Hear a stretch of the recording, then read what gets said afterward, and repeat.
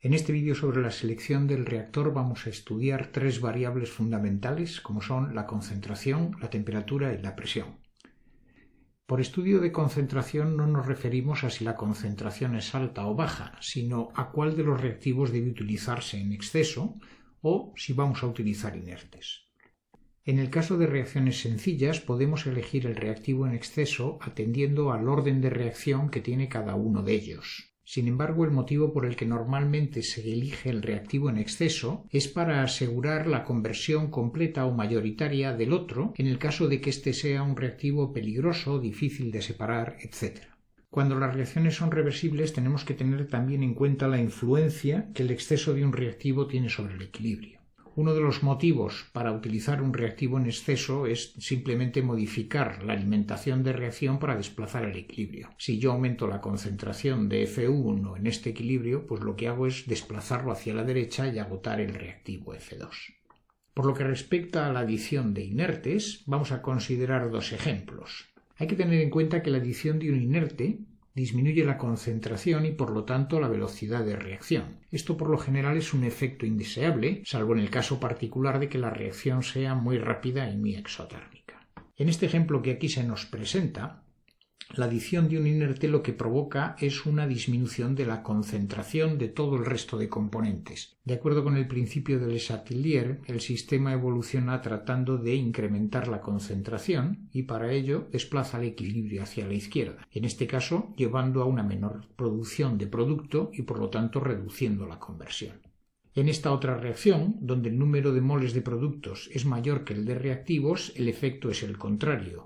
La adición del inerte provoca una disminución de la concentración, el equilibrio se desplaza hacia la derecha y aumenta la producción de productos, por lo tanto aumenta la conversión.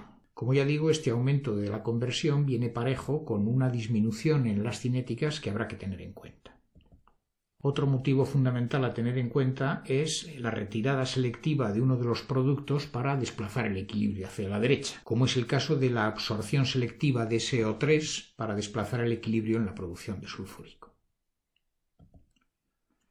El siguiente caso es el estudio de reacciones múltiples en paralelo. Aquí tenemos dos reacciones con dos reactivos que ya hemos estudiado previamente. Si dividimos las velocidades de reacción, obtenemos la dependencia con las dos concentraciones elevada a la diferencia de órdenes de reacción entre la principal y la competitiva. Nuestro objetivo es la selectividad máxima. Por lo tanto, tenemos que fijarnos en qué valor tienen estos dos exponentes.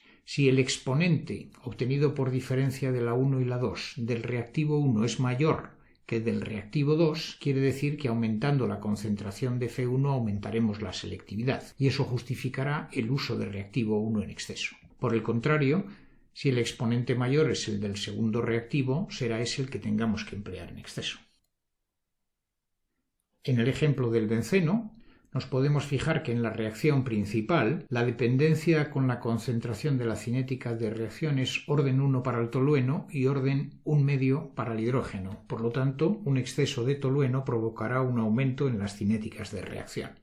Sería interesante, por lo tanto, operar en defecto de hidrógeno. Sin embargo, tal como dice el enunciado, una baja proporción de hidrógeno puede provocar la deposición de coque sobre el catalizador y su deactivación. Por lo tanto, es una limitación técnica que no podemos sobrepasar. Por otra parte, en la reacción secundaria, lo que estaríamos interesados es en un exceso de hidrógeno que desplace el equilibrio hacia la izquierda. Ahora bien, hay que tener en cuenta que este equilibrio solo es de interés al final del reactor, no al principio. En todo caso, sería necesario tener un exceso de hidrógeno al final, si eso fuera de interés, añadiendo hidrógeno en el último momento. Habría que considerar la dificultad de separarlo y recuperarlo. En el caso de la temperatura, vamos a hacer primero un recordatorio de los efectos que tiene sobre la reacción.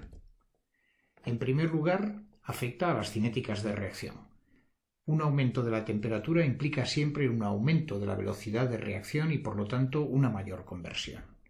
En el caso del equilibrio, la temperatura, como bien sabéis, también tiene el efecto de que lo desplaza dependiendo del calor de reacción, según la reacción sea endotérmica o exotérmica. También es fundamental la limitación técnica que implica la temperatura debido a la estabilidad tanto de reactivos como de productos del sistema, que establece un límite máximo del cual no podemos pasar.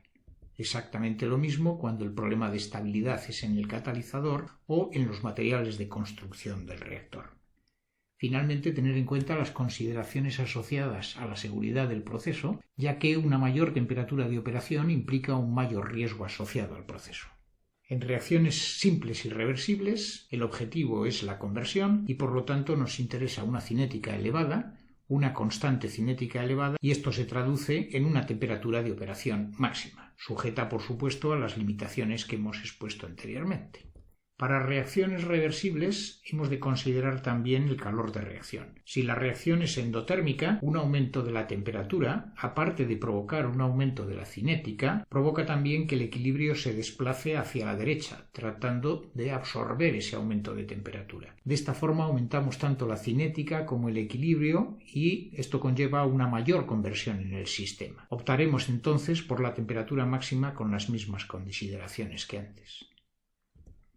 Si la reacción, por el contrario, es exotérmica, la temperatura al aumentar sí que aumenta las cinéticas, pero desplaza el equilibrio hacia la izquierda. En este caso hay que considerar que la velocidad de reacción es importante a lo largo de todo el reactor, puesto que la conversión va teniendo lugar en todos los puntos del mismo. Sin embargo, la influencia del equilibrio es especialmente importante al final del mismo. Esto hace que se opte por una temperatura decreciente, de tal forma que cuando el reactor se alimenta, lo que buscamos es una cinética alta. Como la condición de equilibrio todavía está muy lejana respecto de los reactivos que se alimentan, la temperatura puede ser elevada. A medida que la reacción progresa y nos acercamos al equilibrio, nos interesa reducir la temperatura para que éste se desplace a una mayor conversión y podamos progresar en la reacción. En el caso de reacciones múltiples, en este caso en paralelo, por ejemplo, utilizamos nuevamente el cociente de velocidades de reacción, pero ahora no nos vamos a fijar en el término del exponente, sino en la relación de constantes cinéticas, que es a lo que afecta la temperatura del sistema. Al dividir una por otra, teniendo en cuenta que la constante de Arrhenius es igual a una constante preexponencial multiplicado por la exponencial de una energía de activación dividido por la temperatura, el cociente de ambas da lugar a esta expresión. En esta expresión matemática podemos analizar la influencia que tiene la diferencia de energías de activación y se comprueba que si EA1 es mayor que EA2, un aumento de la temperatura implica un aumento de este cociente de velocidades de reacción y por lo tanto mayor selectividad, lo cual quiere decir que deberemos optar por una temperatura máxima a lo largo de todo el reactor. En vez de fijaros en la influencia que tiene en la expresión matemática, os recomiendo que vayáis a una visión más intuitiva. Si la energía de activación de la reacción principal es mayor que la de la competitiva, la temperatura afectará más favorablemente a la primera. Por lo tanto, un aumento de temperatura aumentará su velocidad respecto a la competitiva y esto hará que la selectividad aumente.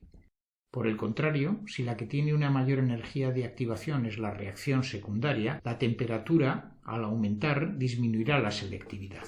Deberíamos utilizar una temperatura mínima, pero eso implicaría probablemente una cinética de reacción muy baja. En este caso, deberemos establecer un valor de compromiso entre el valor obtenido para la cinética de reacción y el obtenido para la selectividad. Como última consideración en el análisis de la temperatura, recomendaros que leáis en el libro, en el Robin Smith, un breve resumen de carácter muy práctico sobre el control de temperatura en los reactores. A modo ilustrativo, solamente recordaros un par de puntos. Primero, que los reactores adiabáticos son los preferidos frente a aquellos que tienen control de temperatura por dos razones. Primero, porque son más baratos, no tienen sistema de intercambio de calor, y segundo, son más simples. Sin embargo, tienen el inconveniente de que no permiten controlar la temperatura y, por lo tanto, para reacciones con un fuerte calor de reacción normalmente no son factibles. En reactores no adiabáticos, en los que optamos por controlar la temperatura, hay varias formas de hacerlo, con sistemas convencionales de transmisión de calor. Por ejemplo, para reactores de tanque agitado pueden ser internos, como un serpentín o un encamisado, o bien externos, retirando una corriente de líquido del reactor, llevándola a un cambiador externo y devolviéndola otra vez al reactor. También puede hacerse mediante lo que se denomina hot o cold shock, es decir, mediante corrientes de materia que están a mayor o menor temperatura que la mezcla para que su calor sensible favorezca el control de la temperatura. Se puede hacer con inertes o preferiblemente con alguno de los reactivos o productos del sistema para no introducir componentes adicionales.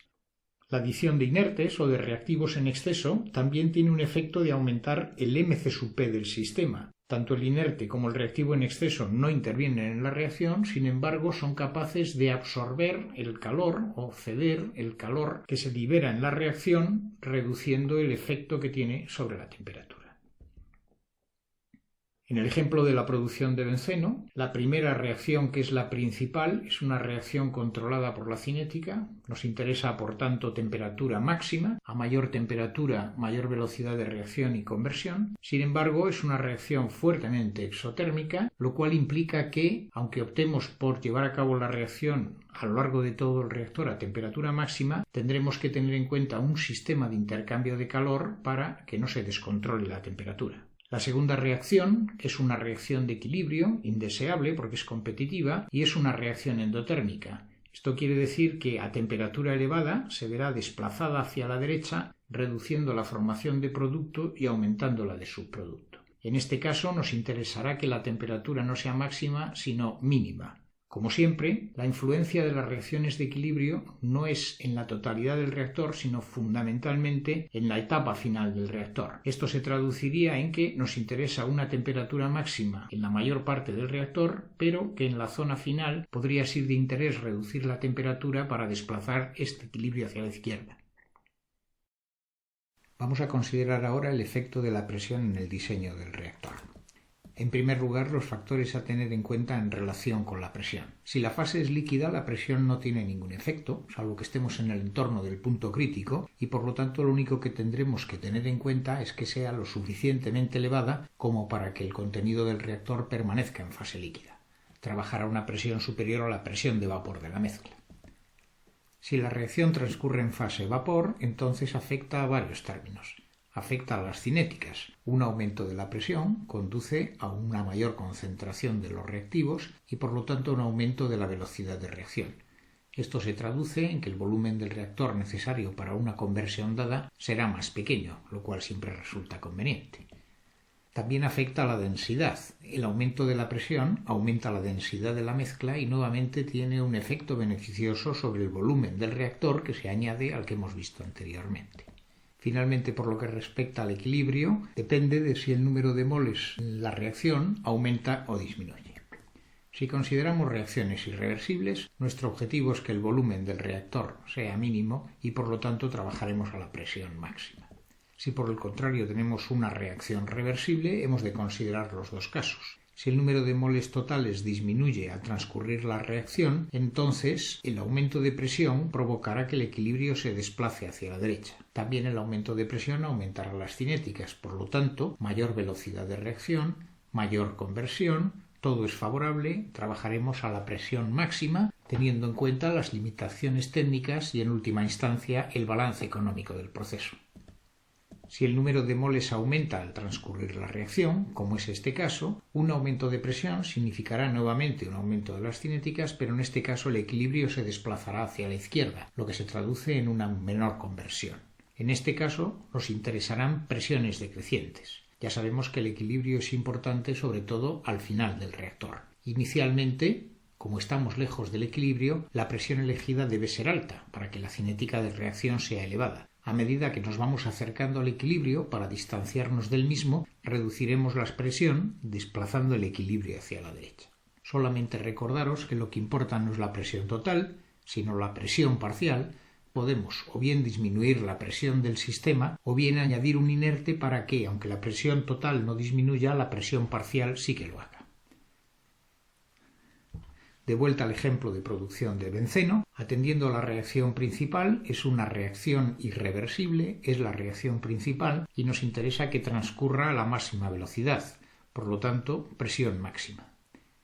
Si miramos a la segunda reacción, que es competitiva y pretendemos que no tenga lugar, vemos que hay 2 moles en el lado de los reactivos y 2 moles en el lado de los productos, por lo tanto la presión no ejerce ninguna influencia. En conclusión, la presión máxima será la de mayor interés. Tomaremos como estimación inicial la operación a 40 atmósferas y, finalmente, será un balance económico el que decida cuál es el valor óptimo.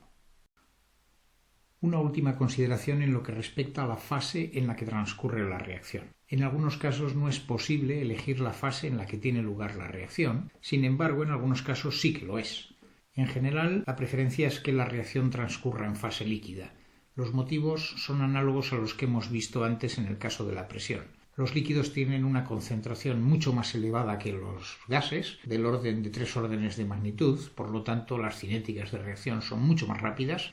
También la densidad es mucho mayor y por lo tanto el volumen de reactor que es necesario es normalmente mucho menor. Existe un caso que hay que tener en cuenta y es cuando la transferencia de materia es controlante, típicamente en las reacciones heterogéneas catalíticas. Cuando hay una transferencia de materia de reactivos hasta la superficie del catalizador y consecuentemente de productos desde la superficie del catalizador hacia la fase global, si esta etapa es controlante, entonces hay que tener en cuenta que la difusividad de los líquidos es del orden de 2 órdenes de magnitud más pequeña que la de los gases y en este caso puede ser de interés elegir este valor, fundamentalmente cuando esta transferencia de materia puede afectar a la selectividad. En el caso que nos ocupa de la dealquilación de tolueno para producir benceno, las condiciones de temperatura en las que estamos trabajando están por encima de los valores de temperatura crítica de los reactivos y por lo tanto no hay elección. La reacción debe transcurrir en fase gas.